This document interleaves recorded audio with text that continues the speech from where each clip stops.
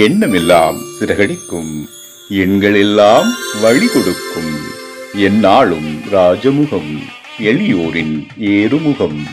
எந்த நிலை வந்தாலும் வந்த நிலை மாறாத நமது Rajanilai. Rajanilai TV, channel of astrology.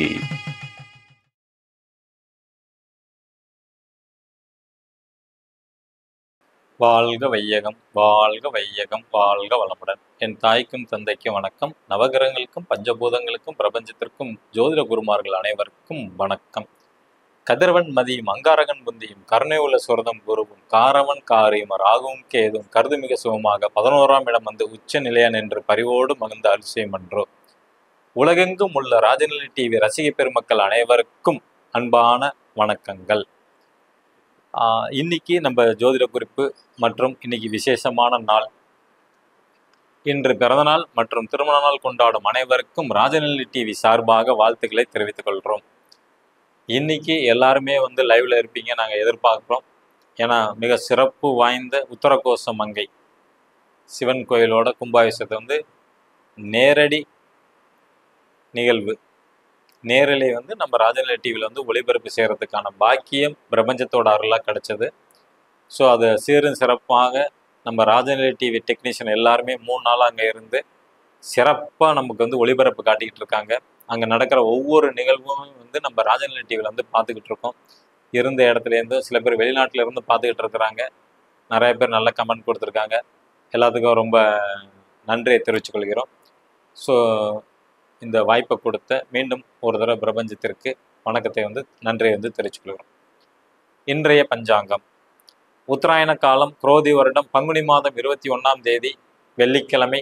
இன்றைய ஆங்கில தேதி 4/4/2025. இன்றைய நல்ல நேரம் காலை 9:30 மணி முதல் 10:30 மணி வரை, மாலை 4:30 மணி முதல் 5:30 மணி வரை. கௌரி நல்ல நேரம் மதியம் 12:30 மணி முதல் 1:30 மணி வரை, மாலை 6:30 மணி முதல் 7:30 மணி வரை. ராகு காலம் காலை 10:30 மணி முதல் 12 மணி வரை. குளிகை நேரம் 7:30 மணி முதல் 9 மணி வரை காலை. யமகண்டம் மதியம் 3 மணி முதல் 4:30 மணி வரை. திதி சப்தமி திதி. நட்சத்திரம் மிருகசீர நட்சத்திரம் காலை 11:30 மணி வரை. பின்பு திருவாதுரை நட்சத்திரம். நாமயோகம் சோபனம். கரணம் கரசை கரணம். சந்திராஷ்டமம் விருச்சக ராசி. விசாக நட்சத்திரம் காலை 11:40 மணி வரை.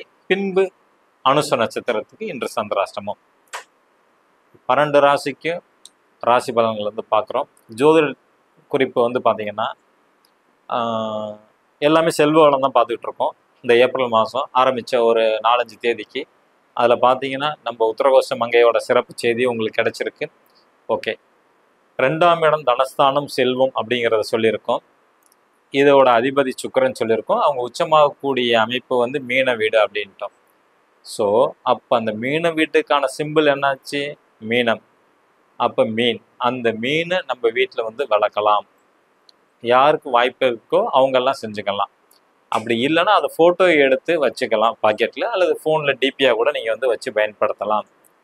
அந்த மீன் வாழக்கூடிய இடம் நீர். ஸோ இந்த உலகத்திலேயே மிகவும் புனிதமானது நீர்.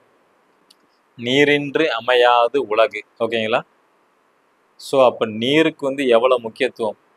நீர் தான் செல்வ வளத்தை ஈர்க்கக்கூடிய சக்தி உண்டு. ஏன்னா அங்கே தான் திருமகளான மகாலட்சுமி உச்சம் அடைஞ்சிருக்கிறாங்க, நீரில் தான். ஏன்னா பார்க்கடலில் கடையும் போது முதல்ல வந்தது பார்த்தீங்கன்னா மகாலட்சுமி. ஓகேங்களா? ஸோ அப்போ நம்ம நீரை ரொம்ப நம்ம தெய்வத்துக்கு ஈக்குவலாக மதிக்க வேண்டும். சில பேர் பார்த்தீங்கன்னா கடலில் ஆறில் அதில் பார்த்தீங்கன்னா 1 பாத்ரூம் 2 பாத்ரூம்னா போயிட்டு வருவாங்க. அது ரொம்ப ரொம்ப ரொம்ப தவறான விஷயங்கள். அதே மாதிரி இந்த பரிகாரத்துக்கு கோயிலுக்கு போயிட்டு குளிச்சுட்டு ட்ரெஸ் எல்லாம் அங்கேயே வச்சுட்டு வந்துடுவாங்க. சில பேர் ஆற்றுல குளிச்சுட்டு அதிலே விடுவாங்க. அதெல்லாம் மிகவும் தவறான செயல். ஓகேங்களா? ஸோ அது நம்ம செல்வ வளத்தை நமக்கு ஈர்த்து கொடுக்காது. ஸோ அதனால் இந்த பரிகாரத்துக்கு போனீங்கன்னா ட்ரெஸ்ஸை அப்படியே குளிச்சுட்டு ஆற்றுலே போட்டுருங்க அப்படின்னு சொன்னால் தயவுசெய்து செய்ய வேண்டாம். அதை மீண்டும் நீங்கள் வீட்டுக்கு எடுத்துகிட்டு வந்துடுங்க. ஓகேங்களா? அதனால் எந்த தோஷமும் கிடையாது. ஆற்றுல நீங்கள் குளிச்சுட்டாவே எல்லாமே உங்களுக்கு தோஷம் நிவர்த்தி தான். அதனால் அந்த போட்டிருக்க ட்ரெஸ்ஸை கழட்டி விடணும்னு சொல்லி மேற்கொண்டு நீங்கள் தோஷத்தை நீங்கள் வாங்கிட்டு வர வேண்டாம். ஓகேங்களா? இது இன்றைய ஜோதிட குறிப்பு.